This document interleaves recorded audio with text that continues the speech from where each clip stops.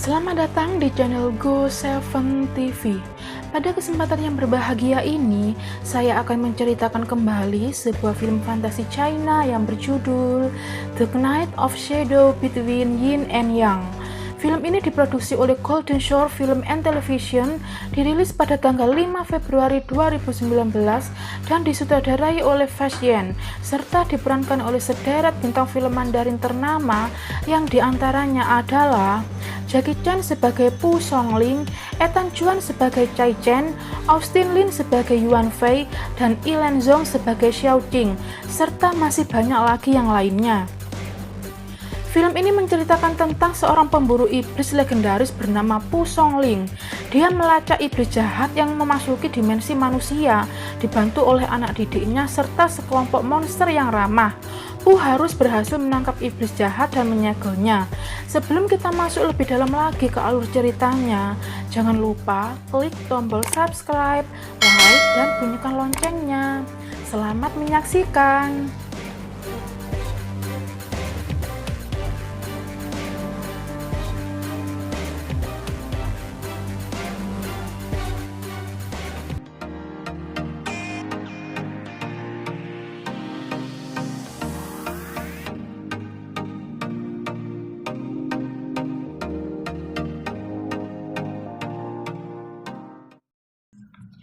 Cerita diawali dengan adanya monster ikan yang tengah bertarung melawan pemburu iblis legendaris yang bernama Pu Songling.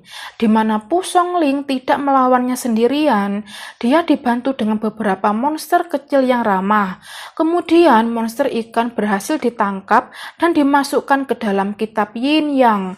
Buku ditutup dan cerita pun usai, di mana Pu Songling selesai menceritakan tentang adanya siluman yang menakutkan kepada anak-anak. Lalu Pu Songling meminta anak-anak pergi kembali ke rumah. Scene berpindah di pusat keramaian di mana para orang tua mengeluh kepada Tuan Chen bahwa anak-anak mereka telah ditakut-takuti akan keberadaan siluman oleh Pu Songling dan para orang tua meminta keadilan.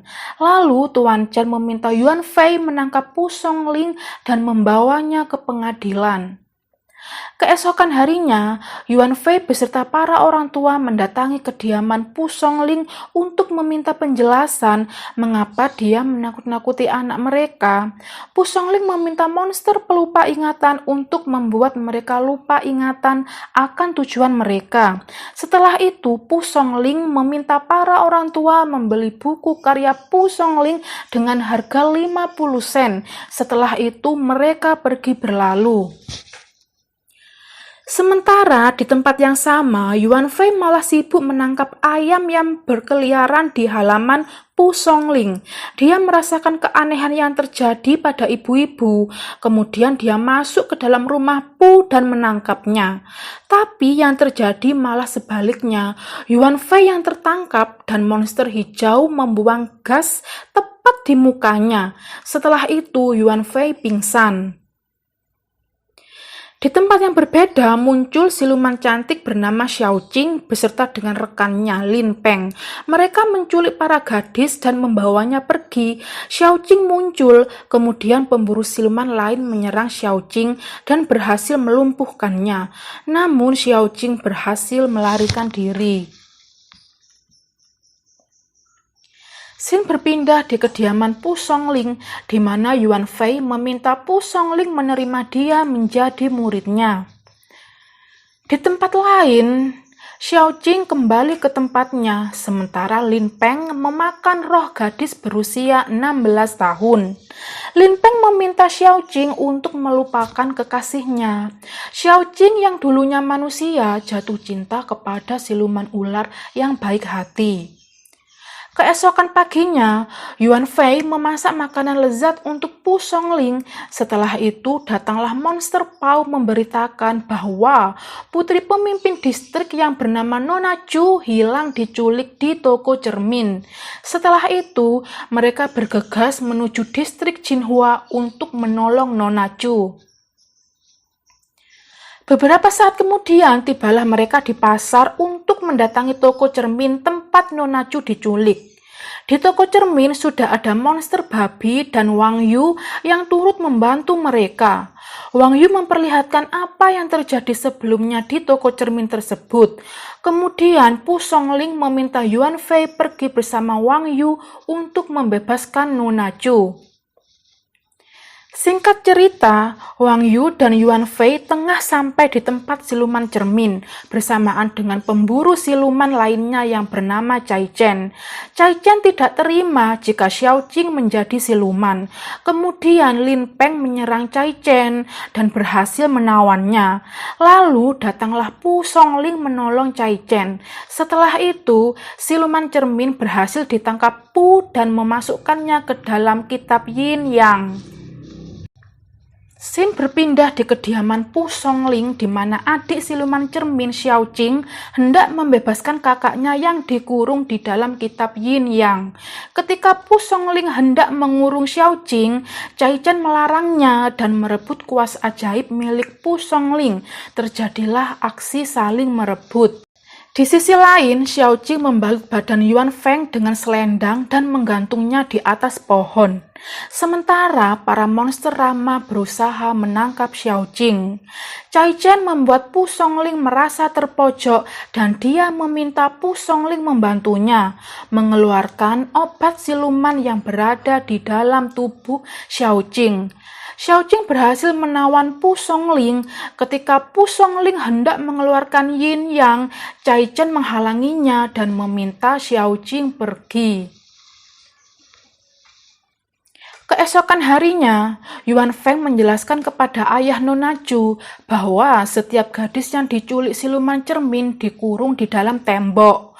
Kemudian ayah Nona Chu memberikan titah, siapapun yang dapat menyelamatkan putrinya akan menjadi suami anaknya. Scene kembali di kediaman Pu Songling di mana Cai Chen tengah melamun. Kemudian Wang Yu memperlihatkan kejadian di masa lampau, di mana dulunya Cai Chen adalah siluman ular dan Xiao Jing adalah manusia. Mereka saling jatuh cinta.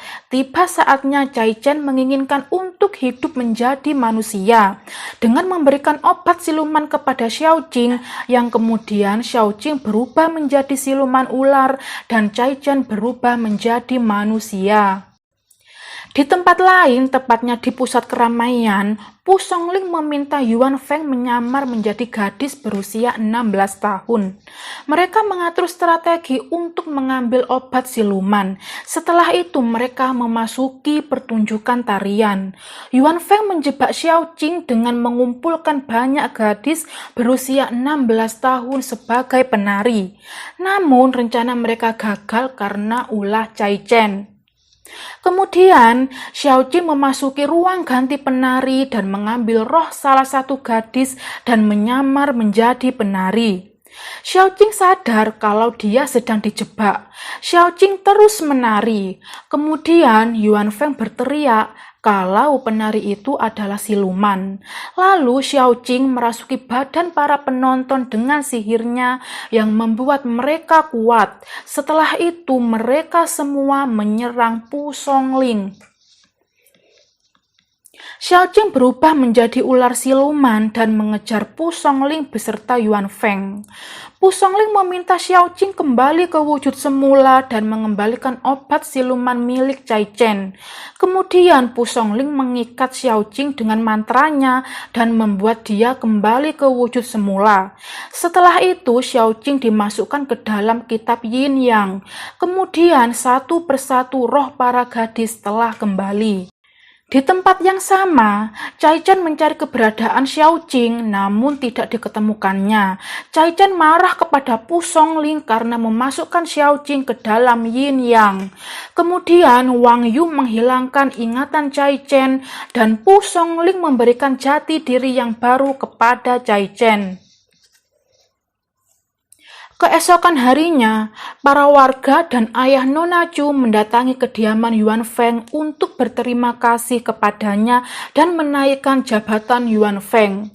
Setelah itu, mereka meminum arak bersama-sama. Di tempat lain, di mana Cai Chen yang mempunyai jati diri baru, perlahan-lahan mulai mengingat masa lalunya dan mendatangi kediaman Pu Songling dan menyerangnya. Kemudian mengambil kuas ajaib dan membuka yin yang.